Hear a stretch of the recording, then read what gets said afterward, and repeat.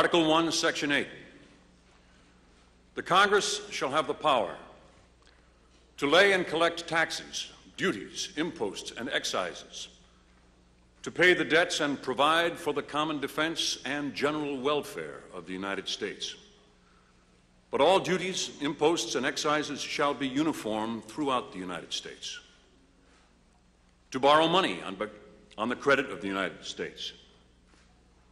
To regulate commerce with foreign nations and among the several states and with the Indian tribes.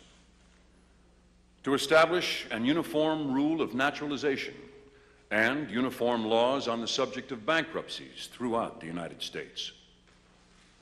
To coin money, regulate the value thereof and of foreign coin, and fix the standard of weights and measures. To provide for the punishment of counterfeiting the securities and current coin of the United States. To establish post offices and post roads. To promote the progress of science and useful arts by securing for limited times to authors and inventors the exclusive right to their respective writings and discoveries. To constitute tribunals inferior to the Supreme Court. To define and punish piracies and felonies committed on the high seas and offenses against the laws of nations.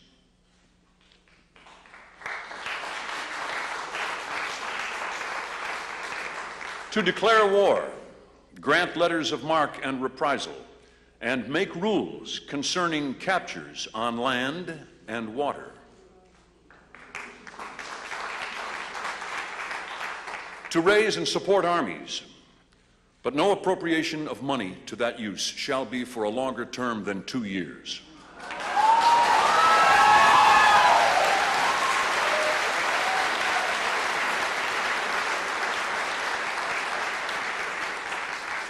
To provide and maintain a navy, to make rules for the government and regulation of the land and naval forces, to provide for calling forth the militia to execute the laws of the Union, suppress insurrections and repel invasions, to provide for organizing, arming, and disciplining the militia, and for governing such part of them as may be employed in the service of the United States, reserving to the states respectively the appointment of the officers and the authority of training the militia according to the discipline prescribed by Congress.